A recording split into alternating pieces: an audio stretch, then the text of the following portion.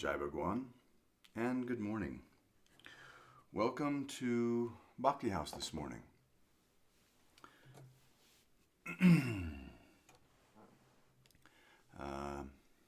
Before we dive in, why don't we chant the Asatoma prayer? And the two words at the bottom, oh yes, it's Mantra Monday. I actually remembered. Very quickly, very briefly, let me explain the Asatoma prayer. So we begin by chanting the Asatoma prayer with almost every activity here at Bhakti House. The Asatoma prayer sets our intention for what we're doing. The first word, first sentence, line, Asatoma Sadgamaya, lead me from the unreal to the real. Tama Soma Jyotirgamaya, lead me from darkness to light. And those are pretty self-explanatory. Mrityorma Amritam Gamaya. It literally means lead me from death to immortality. Now, I don't know about you, but I've never had the experience where I wrote in my journal, well, I died yesterday, but I'm still kicking around today. You know, immortality is real. So a practical application of this is lead me from a time-bound consciousness where I'm worried about yesterday and I'm worried about tomorrow to a timeless state of being where I am focused on what needs to be attended to now and living life now. I can't relive the past and I can't actually live in the future. We always, I've asked people, can you live yesterday again? They're like, no. Well, can you live tomorrow? And they're like, yes. I said, when?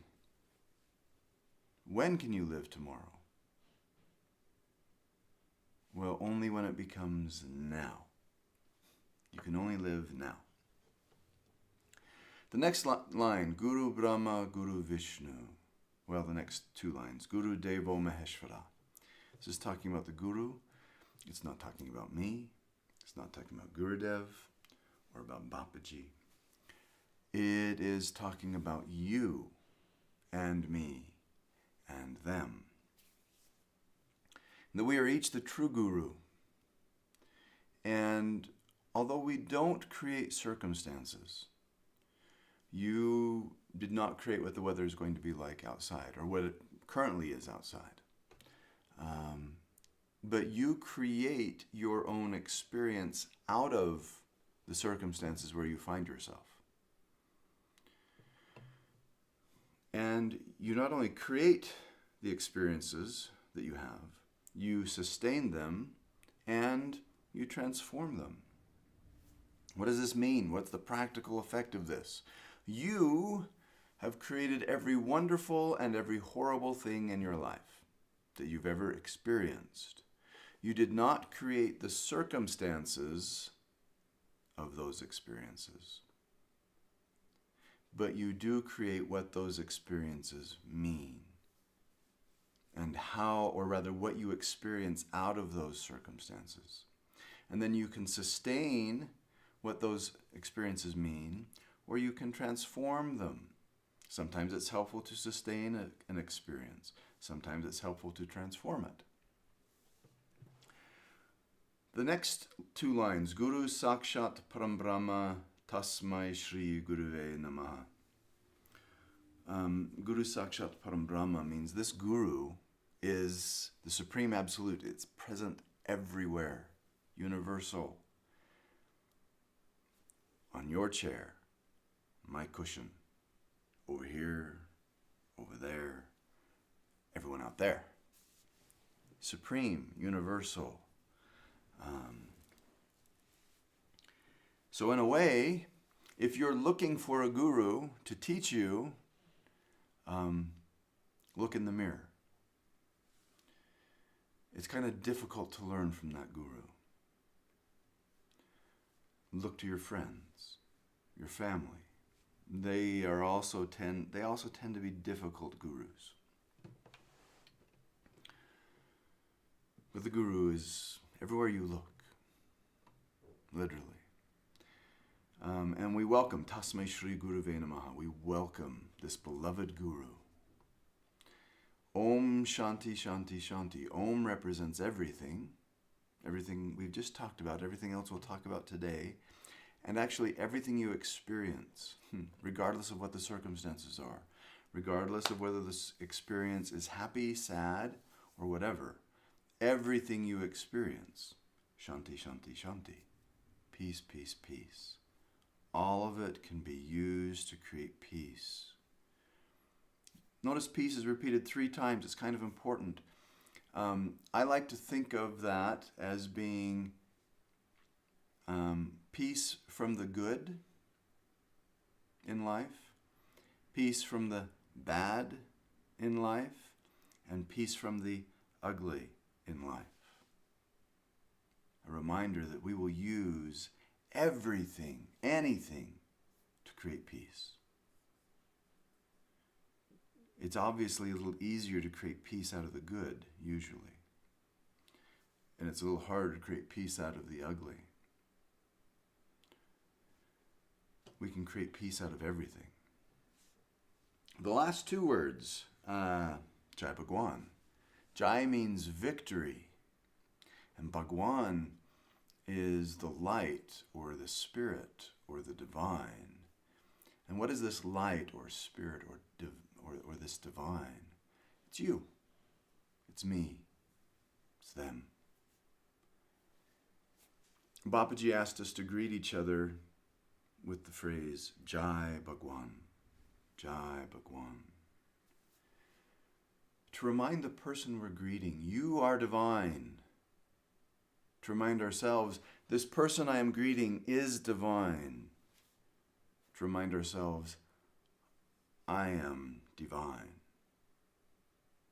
I'm beginning to see the divine everywhere, not just as some casual, oh, it's nice to see you, Jai Bhagwan, Jai Bhagwan, Jai Bhagwan, but Jai Bhagwan.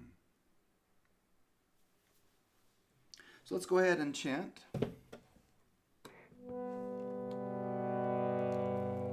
If your circumstances allow, let the eyes close.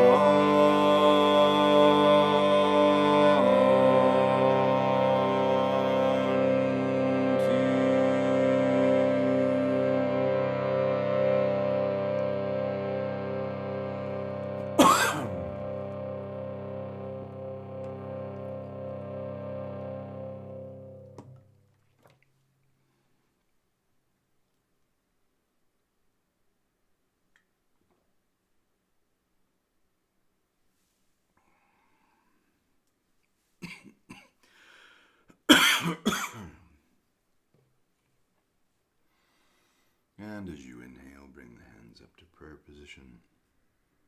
And exhale, the eyes open. Once again, Jai Bhagwan. So these past few weeks, or past week or so, I guess, is all. Excuse me.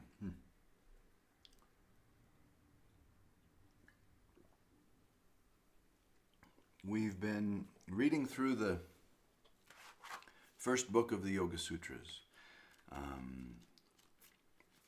the portion on samadhi. So he starts out, if you remember, and says, now when a sincere seeker approaches an enlightened teacher with the right attitude of discipleship, example, free of preconceived notions and prejudices and full of intelligent faith and receptivity, and with the right spirit of inquiry, at the right time and the right place, communication of yoga takes place. Enlightenment, this enlightened teacher, there's a lot of mischief in that word enlightenment. I'm reminded of a childhood or a movie that came out when I was in high school that many of my friends will remember from that time. It's called The Princess Bride. And there's one fellow, he keeps using the word inconceivable. And one of his henchmen says, I do not think that word means what you think it means. And that is definitely the case with enlightenment. It's very hard for us to be moving towards something when we don't really know what that something is. If I tell you that the purpose of yoga is garglefarb, and you have no idea what garglefarb is, and you just start going around and say, well, I'm garglefarbed, but you really don't know what it is. How do you know if you're garglefarbed or not? And if I tell you that the purpose of yoga is enlightenment, and the very best, you have some vague idea that it means that becoming something that you're not, that for right now you're unenlightened, and you've got to get enlightened. That's not very helpful. So, what is enlightenment? Enlightenment simply is knowing the answer to one very simple question. Or rather, it's understanding the answer to one simple question. If you recall, last time I read a little bit from The Science of Meditation written by Bapaji, and you can find this online at www.naturalmeditation.net.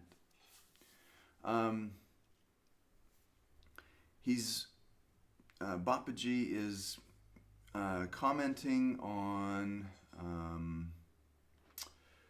Bhagavad Gita chapter 4 and shloka number 18. No, that's not the one.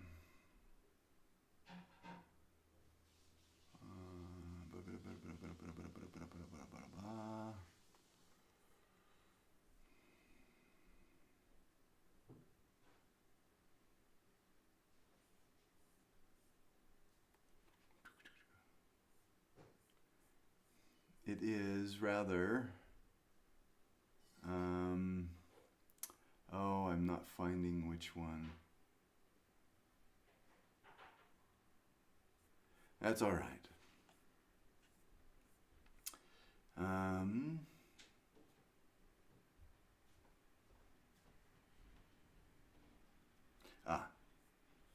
That's the one. It's in 41, not 18. Chapter 4, shloka 41. Is that the correct one?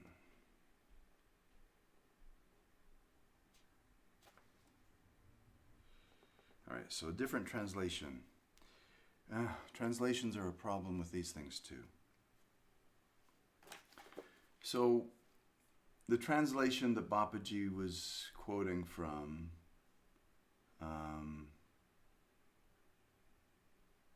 says, now I just lost the quote once again. He says, O Arjuna, actions do not bind that self-possessed person who has renounced actions through yoga and has destroyed doubts through true knowledge.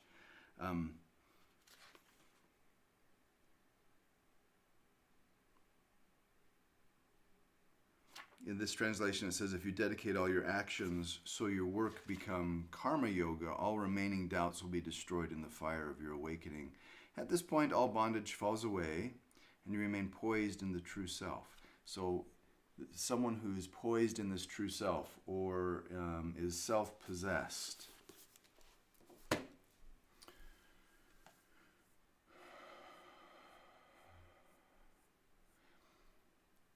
This is someone who is enlightened.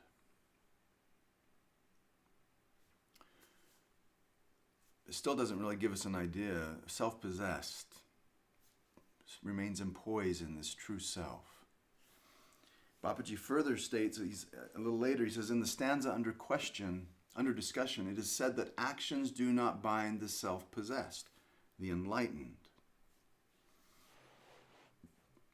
The question arises, who can be called a self-possessed person? What makes an enlightened person?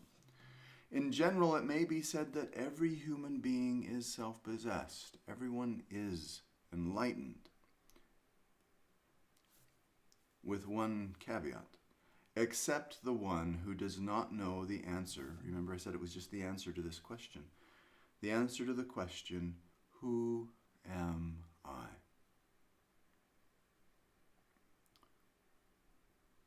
Babaji goes on to say, in this stanza, Lord Krishna has called a self-realized self-realized yogi, an enlightened yogi, self-possessed. In fact, the real practice of yoga begins only after self-realization. Babaji has just said that the real practice of yoga begins only after enlightenment. Well, dang. And he says, Maharshi Patanjali says, as a result of self-realization, enlightenment, All obstacles are removed, faith is enhanced, and worldly enjoyments no longer remain an attraction.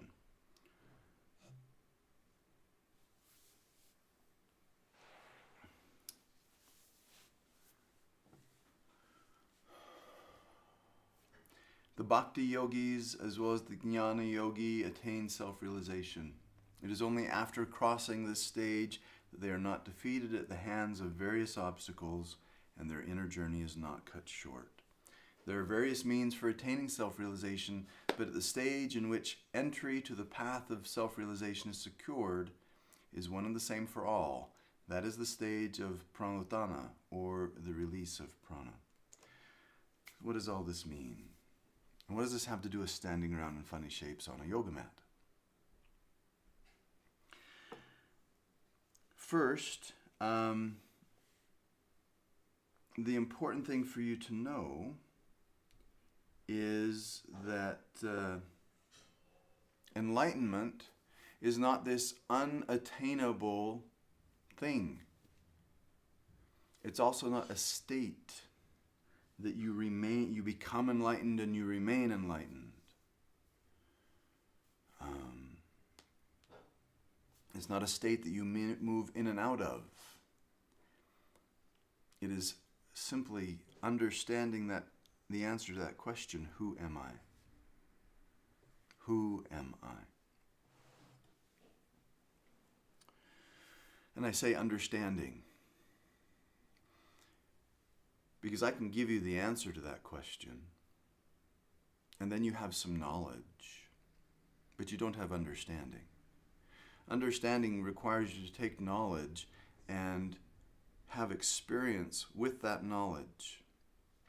And then as experience and knowledge come together, you begin to develop understanding. You become aware of a fact and you investigate that fact. You have experience with it so thoroughly that you never leave it. That is understanding.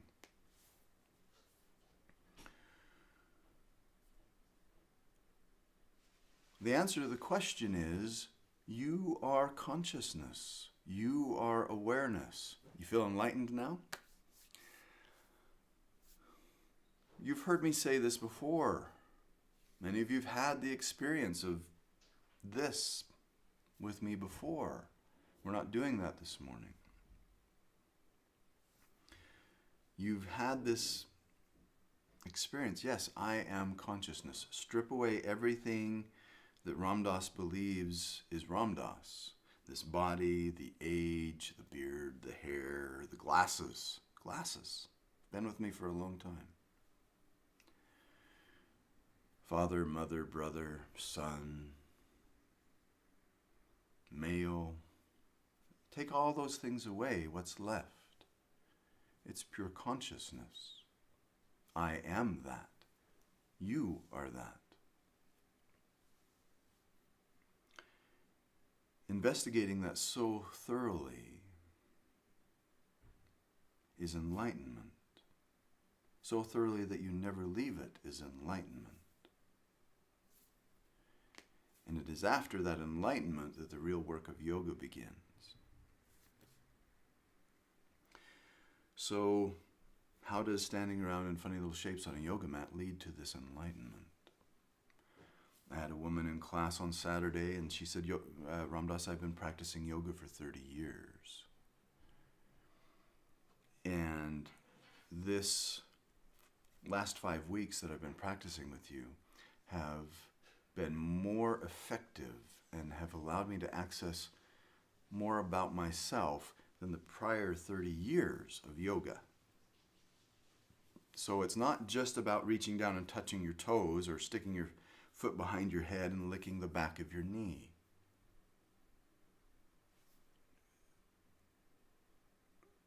Standing around in postures, standing around in funny shapes on a yoga mat, sitting on a yoga cushion, on a meditation cushion, chanting, meditation, all of these things. The first step is they begin to quiet the mind. And that's true for, that can be true for any kind of yoga. I have a good friend His name's Chandrakant. The first time when he started doing meditation, no, excuse me. This is not a story from Chandrakant. This is a story from a man named Devarshi. And he heard about this meditation stuff. And so he started to meditate. And he's like, oh, I'm sitting still. I'm being quiet. This is a great time to make lists for everything I need to do today. Oh, and it was a wonderful use of his time. And then he actually found a meditation teacher. And he watched this man meditating. And he was like, he's not making lists in there. I don't know what's happening over there, but it's not the same thing I'm experiencing over here. He's not making a grocery list. He's not making a to-do list for the day. His time was very effective in his meditation and making lists, and helping him be effective through the day. But it wasn't very helpful in him actually learning how to quiet the mind. So yoga postures, the first thing they do is they help us start to focus the mind on one thing. I'm focusing on breath. I'm focusing on sensation. The mind's not quiet necessarily, but it's not bouncing all over the place. And then as we develop that skill to keep the mind focused on just one thing, then we can allow the mind to relax and not focus on anything. Just allow all the sensations to come in, the sights, sounds, smells, tastes, touch, the physical sensations in the body, the breath. And we have no preference for any of these things. We don't necessarily focus on any one thing. We're simply allowing all sensation to move in and through.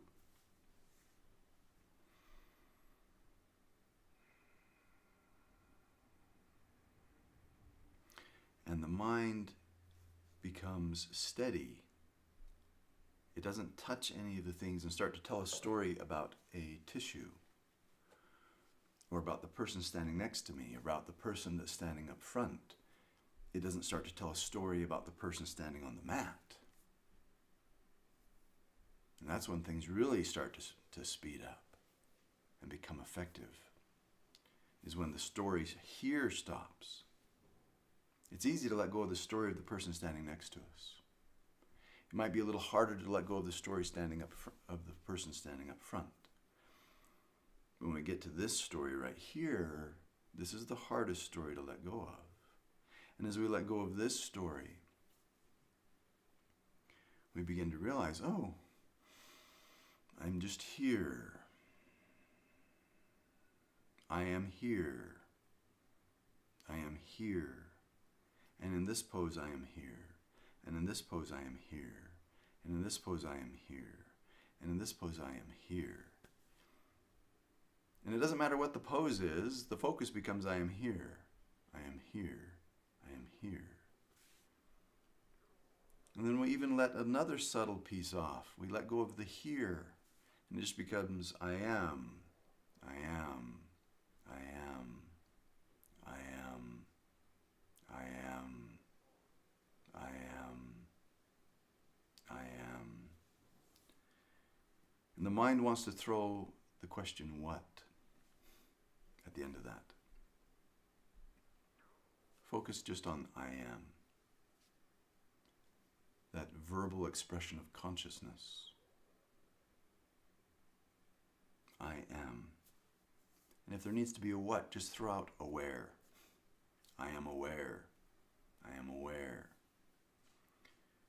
And even more subtly, I am awareness, the essence of being aware. That is enlightenment. So it's really kind of only a 4-step thing. Get on the mat, step 1. Step 2, focus on one thing. It doesn't matter whether it's a focal point and you're just coming back to that focal point again and again and again and again and again.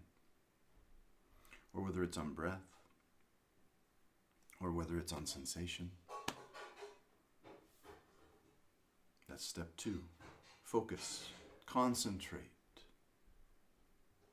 And it may be an external thing, and it may be an internal thing. And as we focus internal, that becomes pratyahara. We're withdrawing senses from the outside world and focusing inward.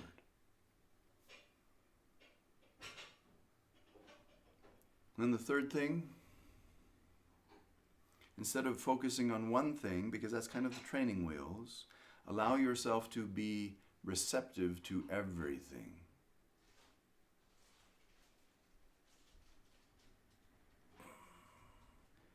Without any need to be focused on one thing.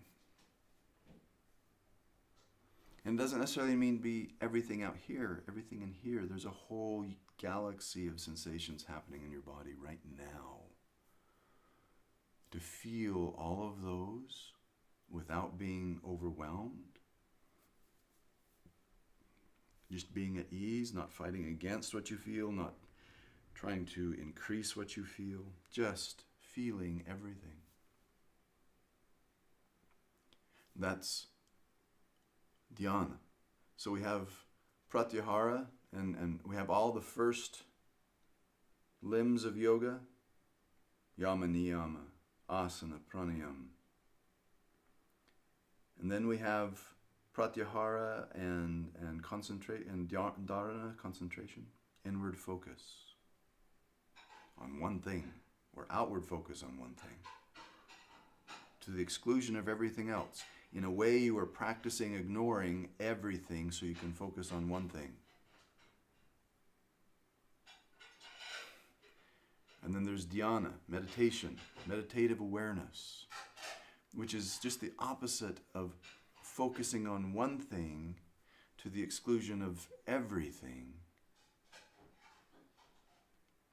It's focusing on nothing to the inclusion of everything.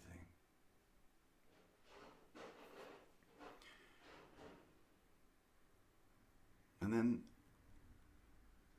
all that's left is this recognition, I am aware of everything.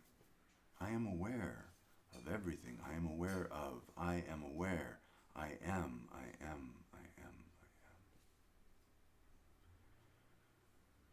The steps are pretty simple. There's 4.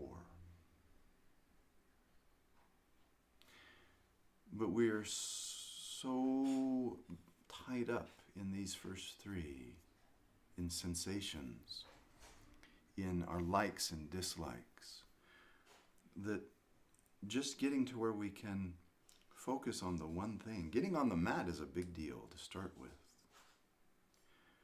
Focusing on just one thing is difficult.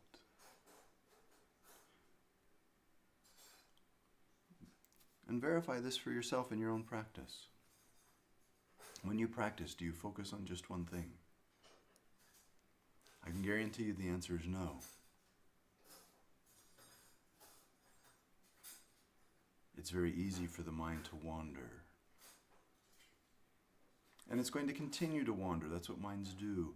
Do you continually bring it back to the one thing, one thing, one thing, one thing, one thing, one thing, one thing, one thing? Then are you able to relax into everything, everything, everything, everything, everything, everything, everything? Until you begin to recognize, I am observing everything. I observe everything. I observe, I observe, I am the observer. I am, I am, I am.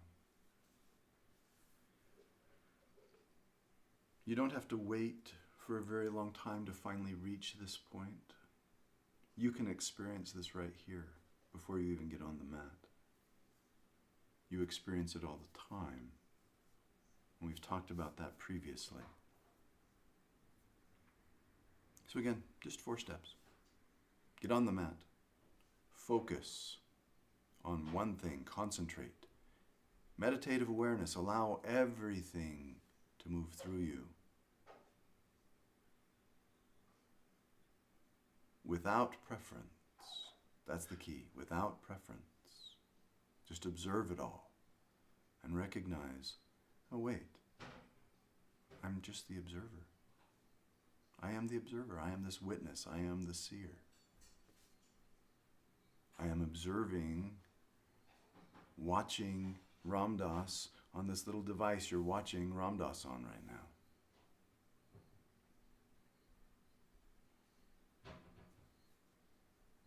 It's not nearly as difficult as we want it to be. But as Babaji said, it's only after that recognition, that realization, that self-realization, that yoga begins.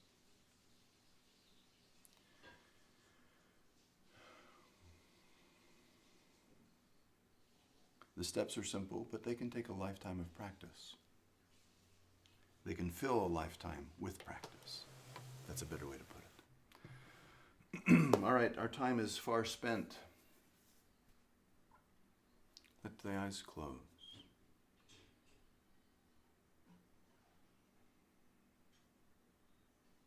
We'll continue with our study of the Yoga Sutras next time.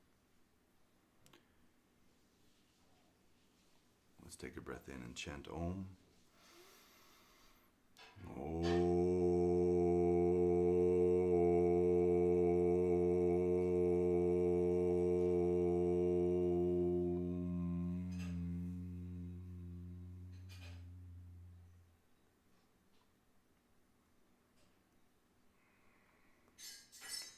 Inhale, bring the hands up to prayer position.